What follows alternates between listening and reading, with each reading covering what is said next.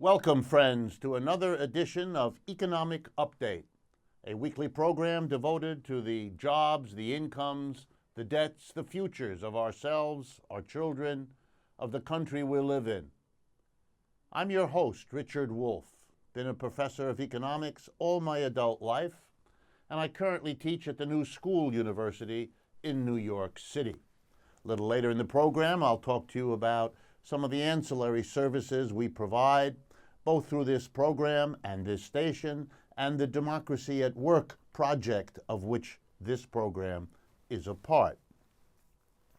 Let's jump right in here in the middle of April 2016.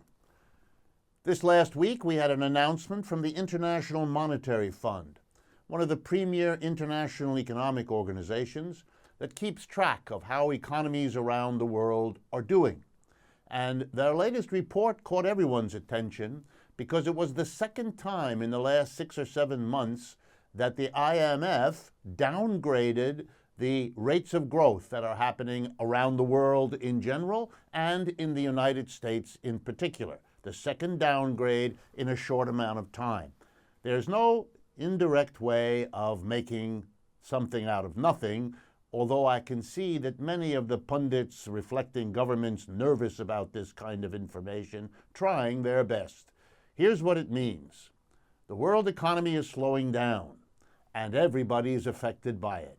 The hype and hoopla that the United States would somehow escape the depression in Japan, the economic turmoil in Europe, the slowing down in China, the chaotic conditions of the economies of Asia, Africa, and Latin America that we used to call the Third World. The notion that the United States would somehow escape unscathed from the conflagration of economic downturns that are afflicting all those other parts of the world, and that are all traceable to the crash of 2008 that began and festered first here, is an illusion that we will escape.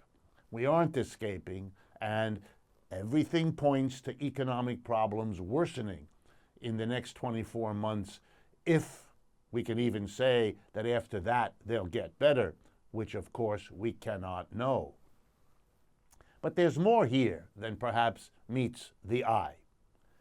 We are part of an interconnected economy. Of course, it develops unevenly. We develop unevenly inside the United States in the same way. Parts of this country are now reeling, everything from North Dakota all the way to Texas, because of the fracking disaster and the collapse of the oil prices and so on. They are doing much worse than, say, the two coasts, and the two coasts are doing better than the American South, and so on. Uneven development is the way capitalism works. It's one of the results of not having traditionally understood rational planning, trying to make the different parts catch up with one another, not to get too far out of whack, etc., etc. We don't have economic planning because we have an ideological bias against it. But therefore, we have to live with the chaotic, uneven development of a capitalist economic system, both inside the United States and globally. But with more and more interconnections, that unevenness isn't so much overcome as it is simply shunted around from one part of the world to the other. The first terrible effects of the great crash of 2008 were felt here in the United States, 2008, 2009, even into 2010. The Europeans seemed to gloat over those 2 to 3 years that they were not suffering the kinds of economic downturn afflicting the United States. They stopped gloating in 2010 and 11 as the malaise of the United States spread, as anyone should have seen it would, to Europe. Today, the roles are reversed. Europe is in worse shape than the United States. And the gloating, since folks don't seem to learn much, has then proceeded here as if we would escape what? The transmission from Europe, from Asia, and elsewhere back to the United States in this endless, chaotic, and irrational oscillation from one part of a capitalist world economic system to another. Another economic update that emerged this last week was a report published by the American Medical Association, the premier association of medical professionals in the United States, showing us, as if we needed it, that the latest statistical results prove that the better off you are, the longer you'll live, and that the difference is in fact significant. We're talking about years, quite a few years, depending on which precise statistic you look at.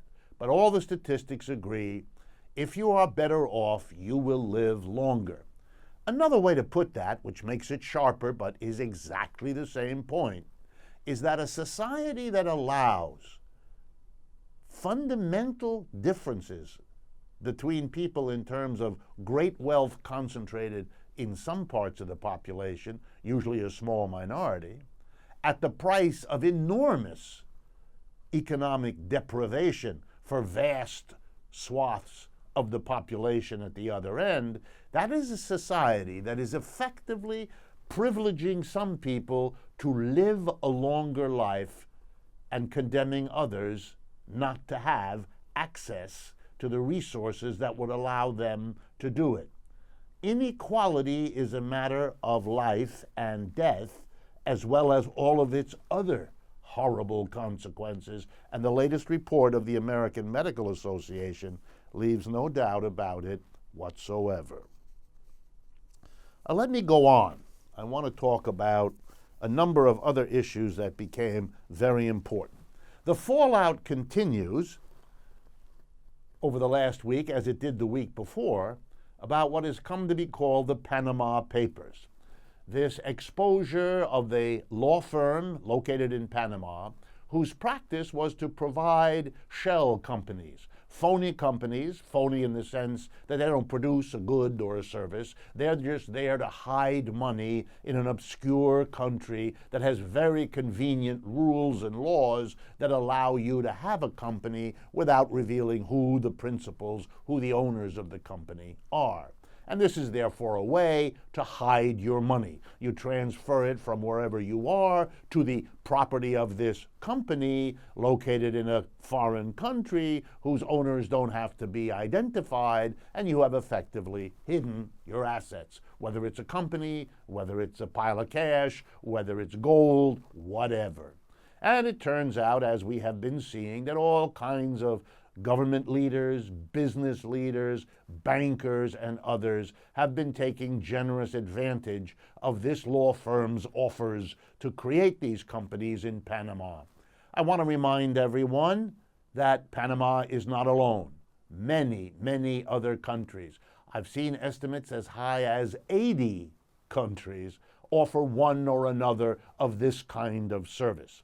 Here in the United States, states like Delaware, Nevada, the Dakotas, are also specialists in offering these services, hoping to entice companies and rich people to move their money there, getting a little bit of fee income out of it, and providing the secrecy that's wanted.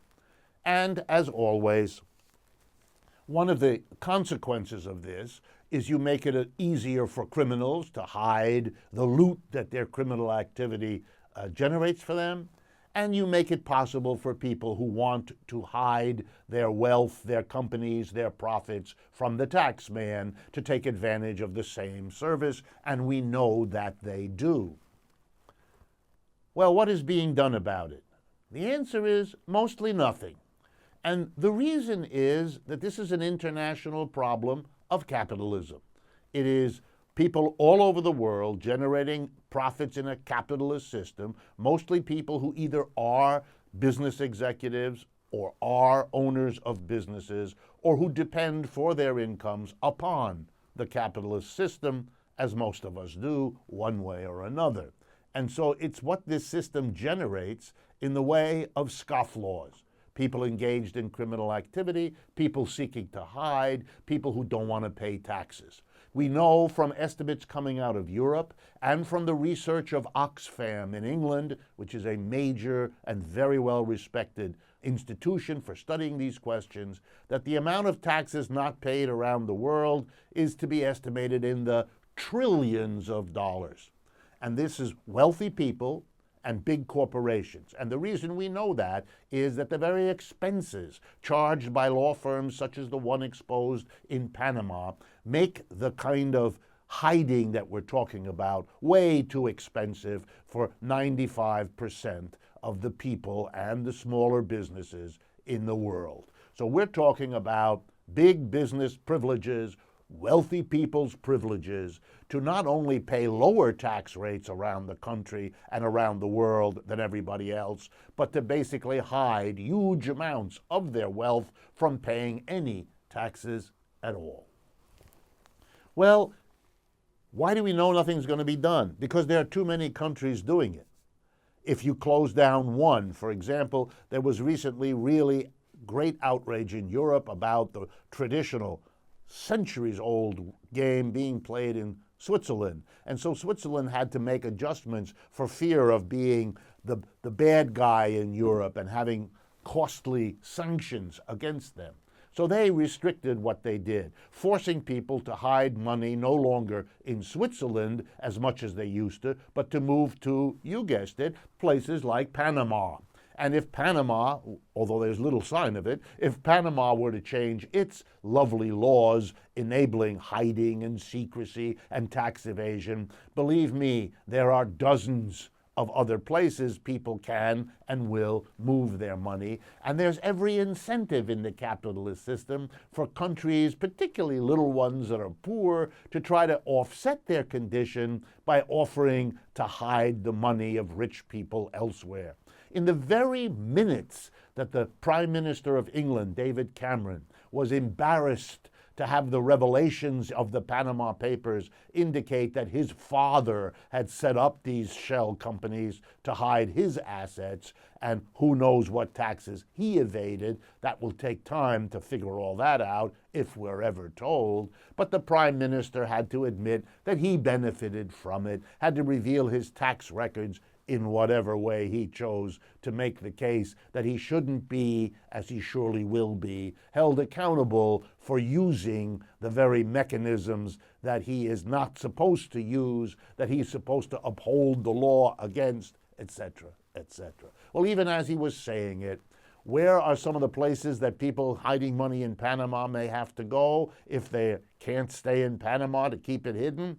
Well, they'll just go to the nearby British Virgin Islands, where the same gambit is underway, and the Prime Minister, who said he didn't believe in this, hasn't taken a single iota of a step to prevent British territories around the world from continuing to do the very same thing.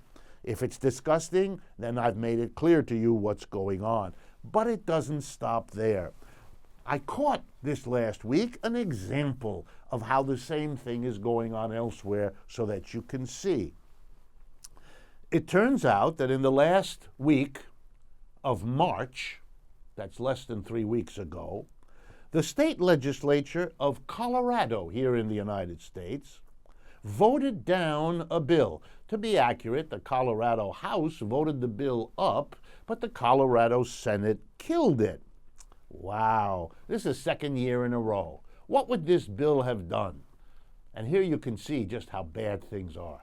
All the bill would have done is to allow there to be a referendum, to allow the people of Colorado in the upcoming November election to be able to vote yes or no for a bill that did the following.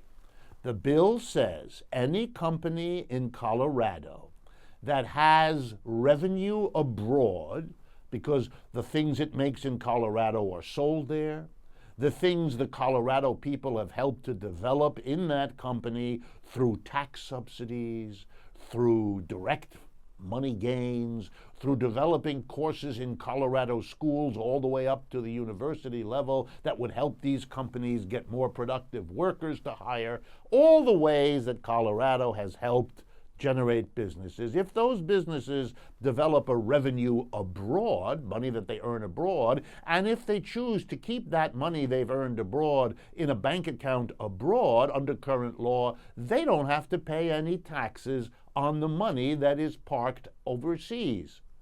That's even legal. They don't even have to go to the extent of hiding it although for other reasons they may well choose to do so. This law would have said, no, no, no, you can't escape your fair share of taxes just because you have an account somewhere else in the world and choose to park your money there.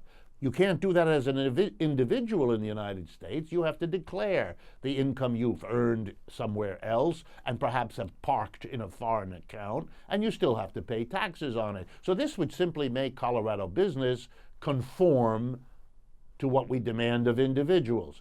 But the Colorado businesses didn't want it. Or to be more accurate, Colorado's big businesses didn't want it because for the small businesses located around Colorado, the vast majority of whom have no foreign business and therefore have no foreign accounts and are not the beneficiaries of this peculiar arrangement, they don't care. In fact, they could see that making the big businesses pay taxes on the revenues they hold abroad would generate important revenue for the state of Colorado, enabling it to provide services to people and small businesses they can't now afford. So they kind of supported doing this, but the big businesses prevailed.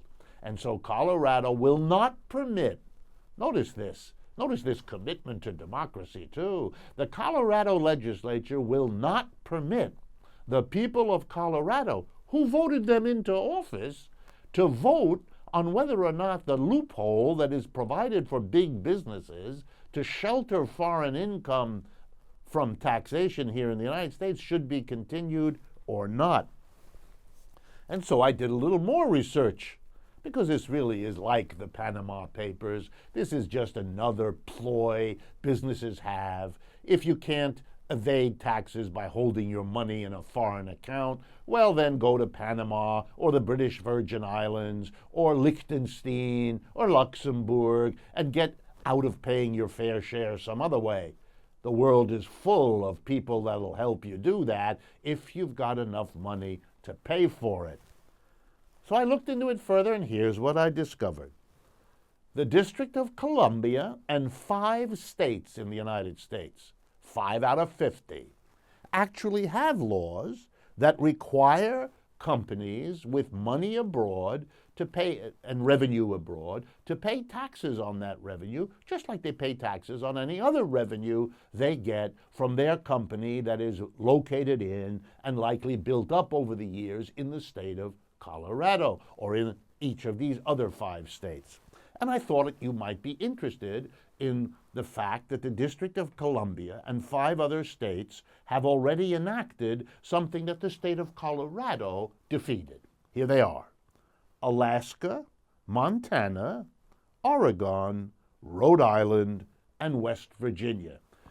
Now, whatever else you may think, here's something you can know about the District of Columbia and those 5 other states. They are not where the vast majority of major global American corporations are based. In other words, those are states where small businesses are almost the only kind of businesses they have.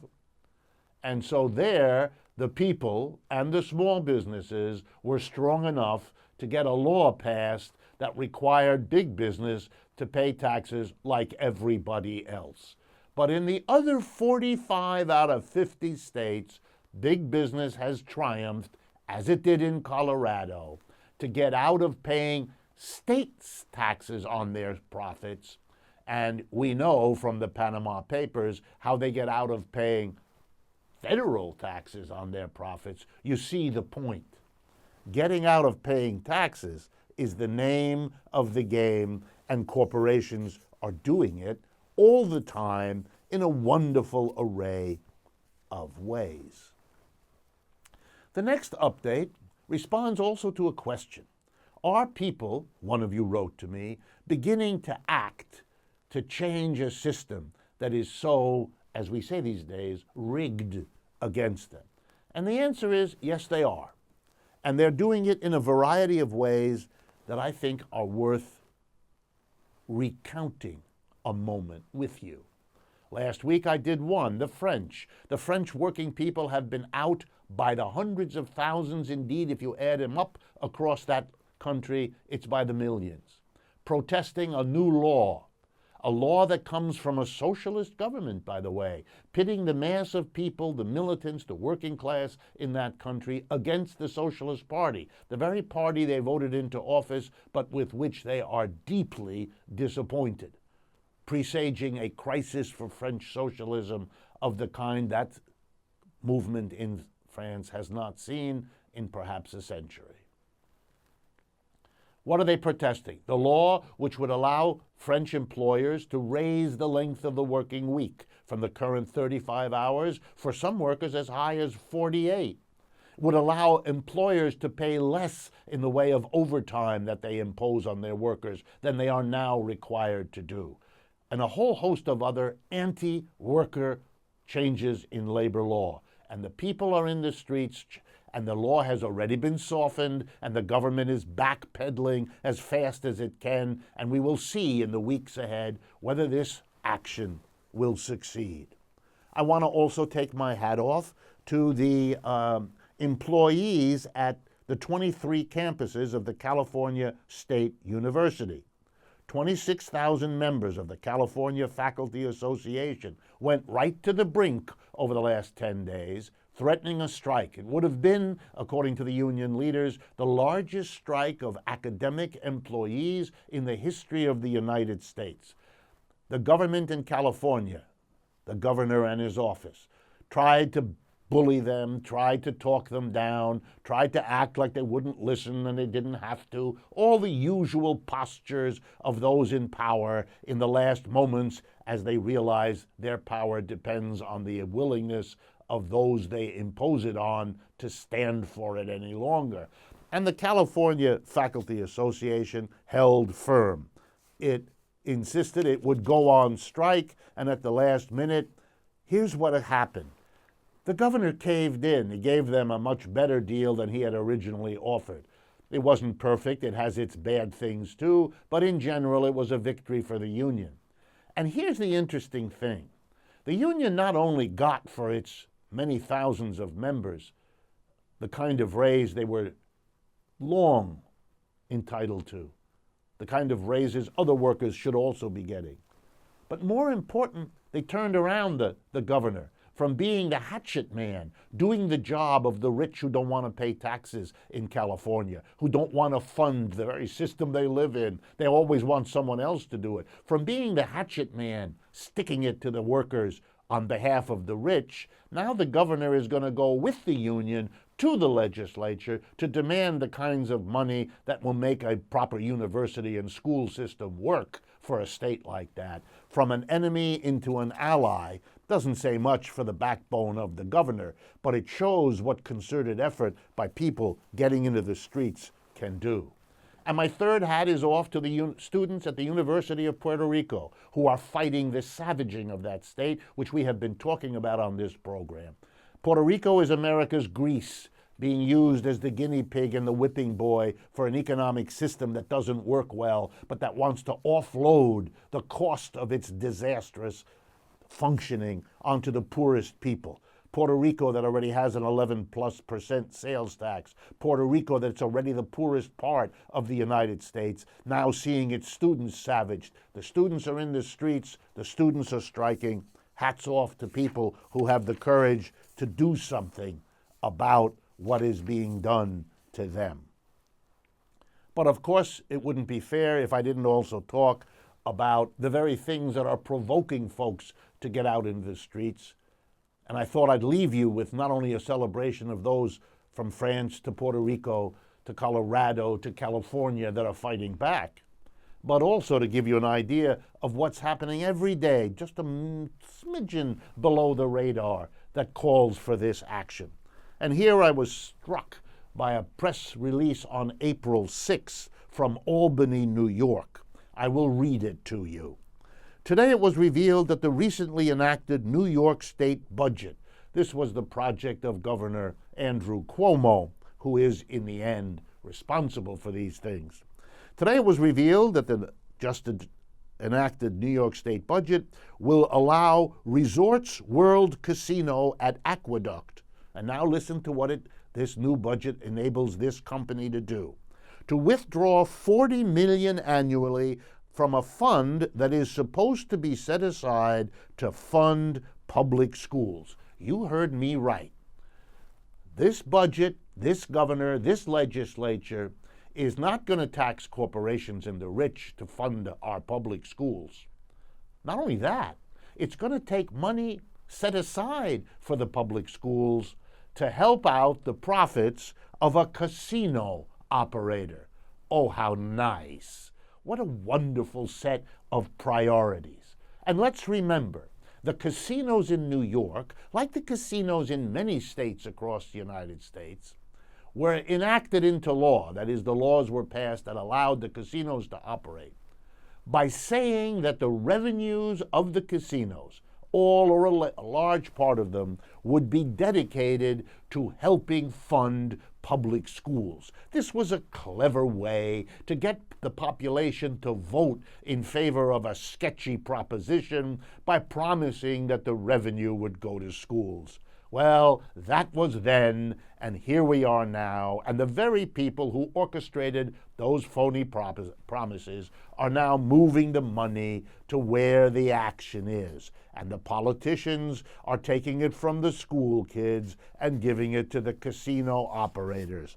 If only I had more time, I'd stop and I'd play the national anthem just to underscore the patriotic commitments that are so uppermost in the minds of those running this country at this time. No wonder Republicans and Democrats are thumbing their nose at the establishments of the traditional parties, the ones so deeply in cahoots with all of the things that people are protesting and that go under the radar, except for those of us who expose them. We've come to the end of the first half of this program. Let me please urge you to stay with us.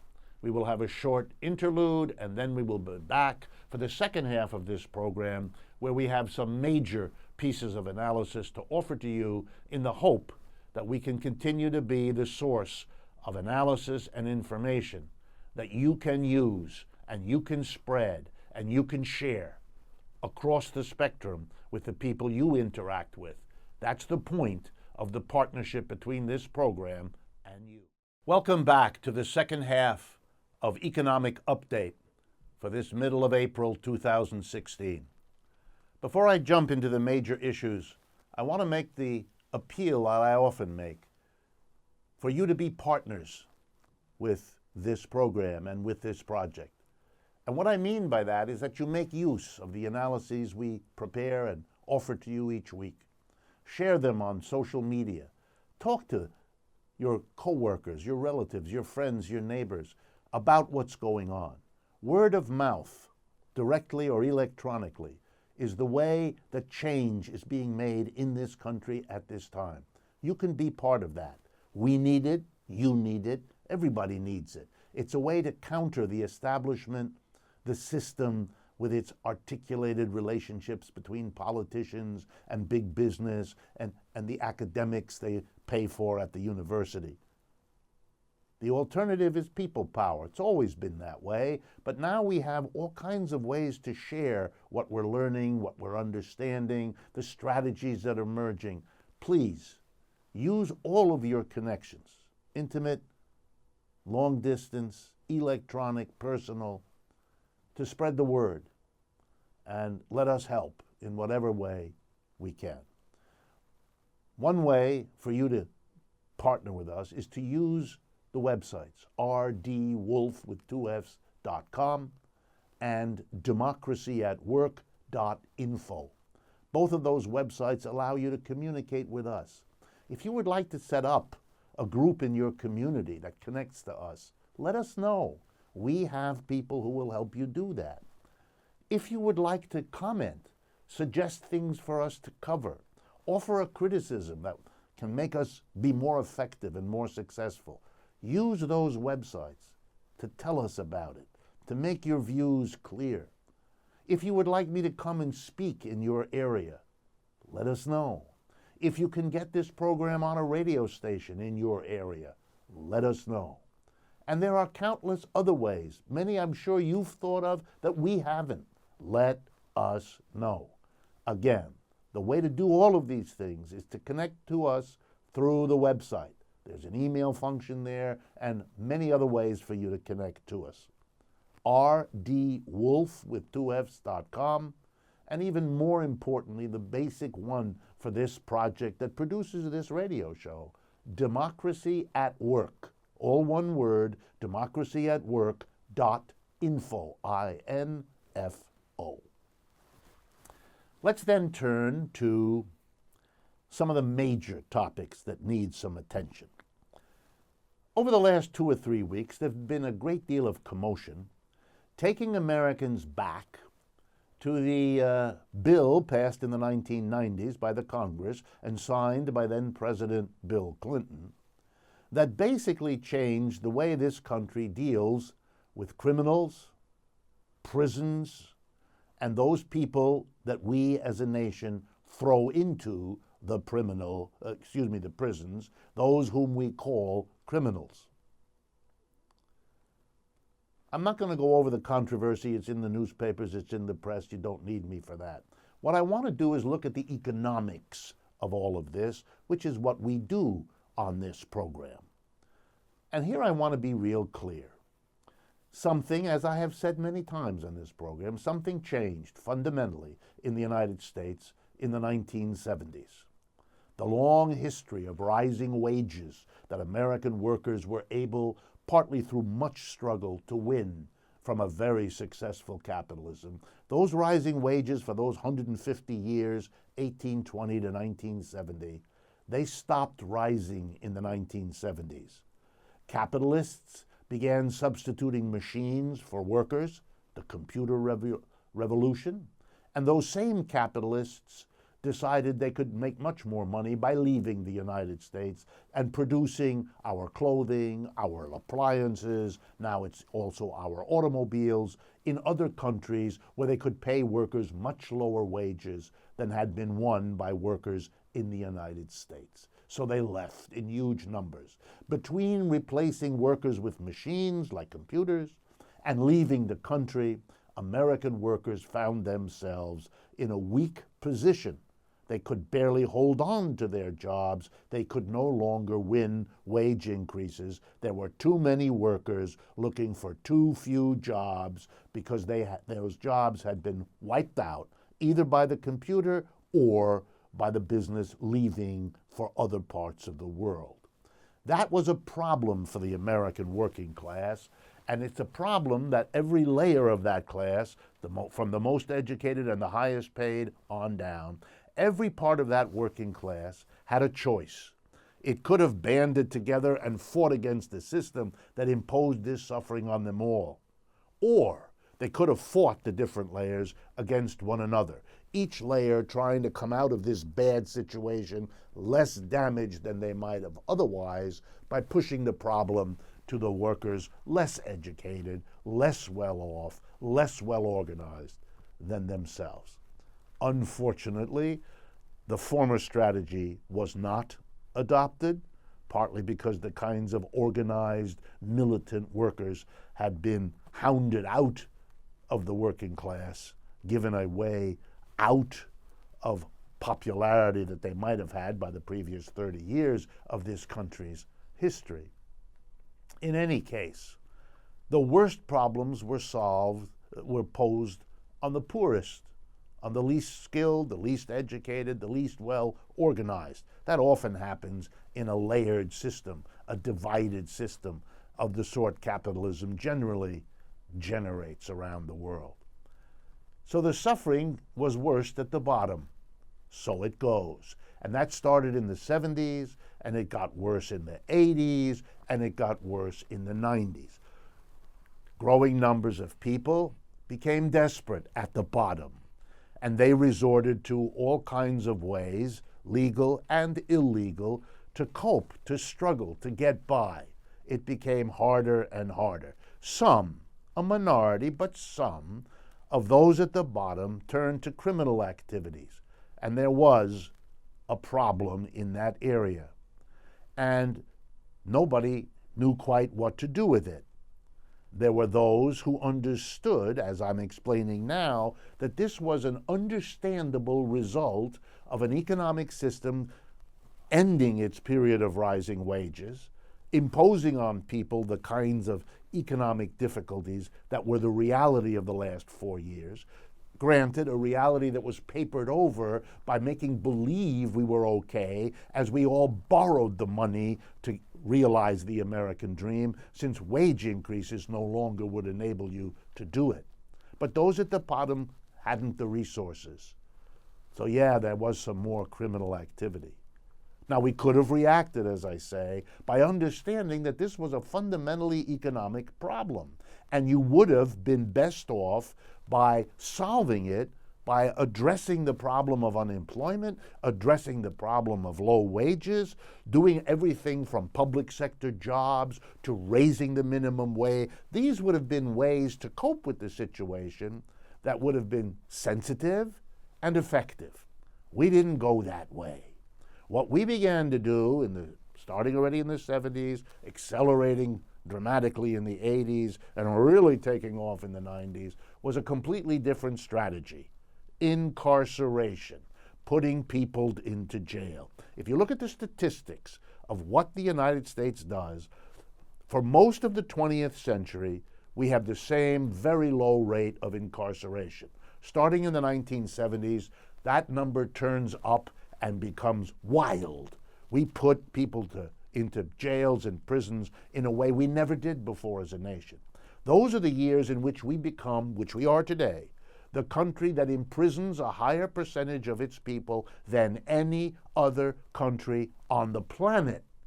And number two isn't close. Wow. We tried to solve a fundamental economic problem, and how our system works, how it penalizes more and more those who are least able to get through the situation, who start off before the crisis hits already the least favored. We squash them. Sort of like what I said in the first half of today's programs about what is being done to the Puerto Rican people in Puerto Rico right now. Same story. Same story. Well, we put everybody in jail. And that, in a way, is the most irrational act of a society that has an obsession with never questioning the system, never changing the system, always thinking that any solution is better than saying, hey, our economic system isn't working very well and we have to change it. That is the taboo, or at least it was until recently. So we put people in jail. And that bill was passed in 1994 that President Bill Clinton signed and that the entire establishment, Republican and Democrat, celebrated as a solution. And what did it do?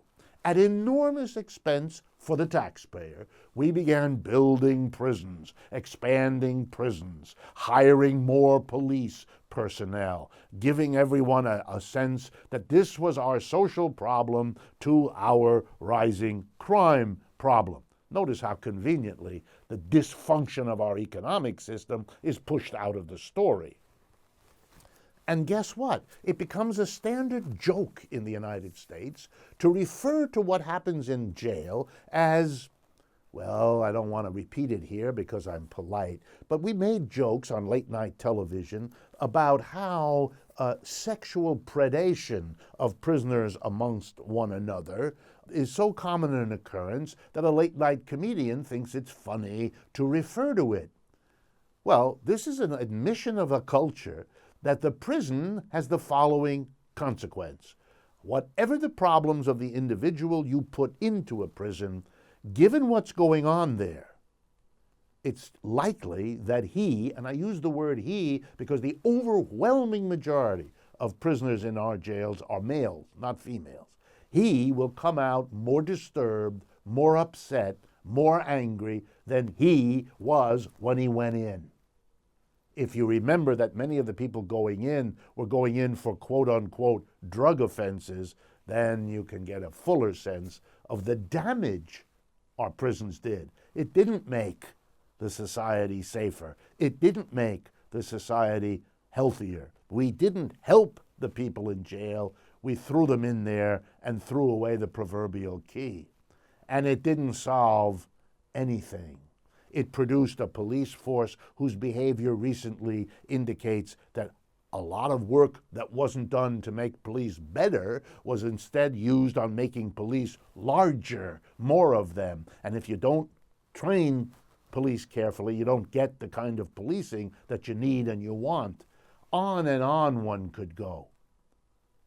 But the problem of policing is a problem fundamentally of an economic system that doesn't provide decent jobs and decent incomes to people, all of the people. So here's a better solution. Do something that really helps the population.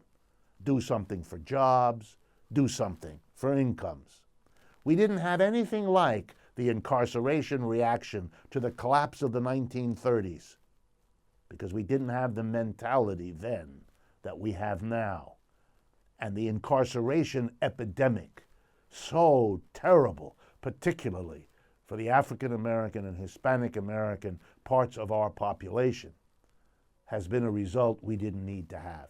As if to drive the point home, let me show you another way that the economic downturns of the 1970s and how they have not been addressed in this country to this moment, leaving the rich to get richer as the difficulties of the middle and the bottom simply accumulate.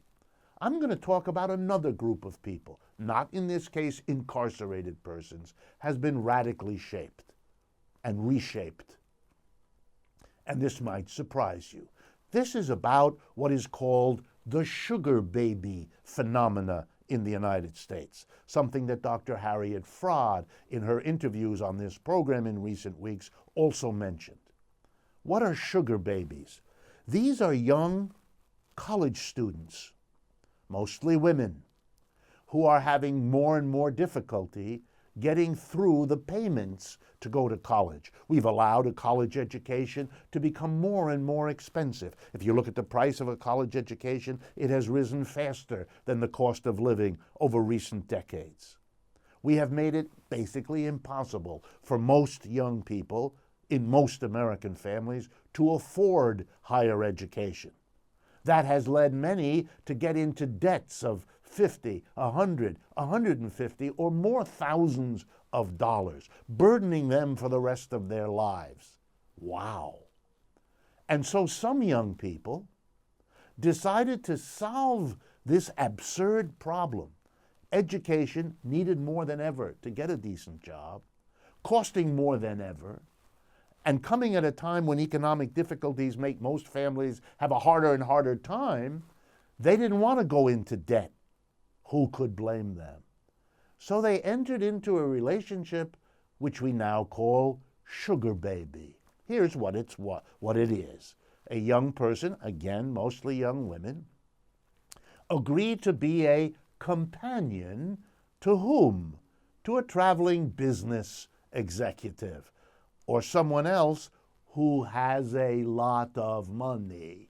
And the deal is this person pays for the young students' room, maybe pays for their board, maybe covers the tuition payments to the high-priced college or university, and in exchange, the young lady is a ready and a willing and available companion, someone for the businessman when he comes to town to go on his arm around the evening's events. What else is arranged between them, I don't know, and I won't discuss, and you don't need me to spell out. Is that awful? Sure it is. Does it come out of the desire of these two people? Hardly. This is explained by the impossible economic burden put by this society on college students. It's really the parallel to the impossible burdens put on unemployed or low-paid people, so disproportionately African American and Hispanic American, even though white Americans are, in the end, just as vulnerable. Those at the bottom, imposed on and finding their way into the jails, those not on the bottom, but becoming sugar babies rather than focusing on what ought to be their extracurricular activities as they go through our colleges and universities. Is this a sign of a system that's working well? Is this the sign of an economic system whose efficiency we should celebrate? The question answers itself. My last topic for today is once again worker co-ops, this new way of organizing the process of business so that workers themselves in every store, in every office, in every factory, be given the opportunity to run the enterprise democratically, to have the workplace be a place where one person has one vote, and where all the people, each with one vote, make democratic majority-driven decisions about what the enterprise will produce, about what technology and mechanisms will be used, about where the production of the good or the service is done, and about what to be done with the profits that everybody's labor helps to produce. A democratic enterprise. Most of the time when I talk to you about this, I point out that it is the new world. It is where a collapsing, dysfunctional, ineffective, unjust capitalism is pointing more and more as it imposes itself more and more on less and less willing masses of people. I believe it is the future. I believe it will come to be understood at what the 21st century has to offer in the way of progressive change relative to all that has come before. But today I want to talk about worker cooperatives in terms of what they might have done, not to the capitalist systems of Western Europe, North America, and Japan, which is what I usually talk about, but what the creation of such an enterprise might have done in places that went in a different direction. The Soviet Union, the People's Republic of China. I might have added Cuba, but I can't add Cuba because in Cuba this is already underway. The big new change in Cuba has been precisely to move away from the state enterprises that Cuba used to have as their prevailing form, state enterprises which had a group of state officials at the top, functioning pretty much like private boards of directors, and giving orders, etc., to the mass of workers who came to work in the offices, the factories, the fields, and the stores of Cuba. They are now moving to worker co-ops. But that didn't happen in the People's Republic of China in recent decades, and it didn't happen in the Soviet Union for most of its history. So here is what I want to do with you today. Talk about a might have been. Talk about what might have happened. Suppose the revolution in Russia, and likewise the one in China, the revolution in Russia in 1917, the revolution in China in the last years of the 1940s. Suppose those revolutions had not had only the objectives that they announced. And what were those objectives? The objective of the communist revolutionaries in both countries were as follows: to take economic power away from the private individuals who owned and operated the industries of the country and give it over to the state. The idea was the state would represent all the people, and this way all the people would run the enterprises rather than having a tiny minority of wealthy individuals being the owners and the directors.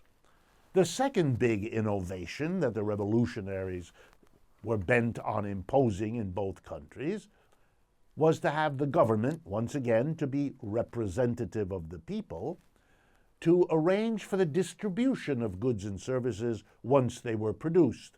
It wouldn't be a market system. You wouldn't distribute goods and services to the people who have the money to buy them, more to those with more money, less to those with less money. No, that was denounced as fundamentally unjust, and instead we would have the government distributing goods and services according to some calculus of people's needs. And so the revolutions proceeded. They took the property away from private owners in industry, not in the land, but in industry in Russia. And in China, they did similar things, again with industry, more than with agriculture. They developed what we called a command economy, or a state socialism, or a state capitalism. The basic idea being that the state was going to do, for everybody's benefit, run the economy, rather than have it be capitalist in the sense of private individuals owning, operating, and profiting most from the economic system. Well, it did get them economic growth. It did raise the standard of living of the people of Russia and China staggeringly fast, faster than private capitalist countries had done. But it also gave the amount of power to the state that has been a problem in both Russia and China, has been associated with the collapse of Russia and Eastern Europe, and with fundamental shifts and changes in China.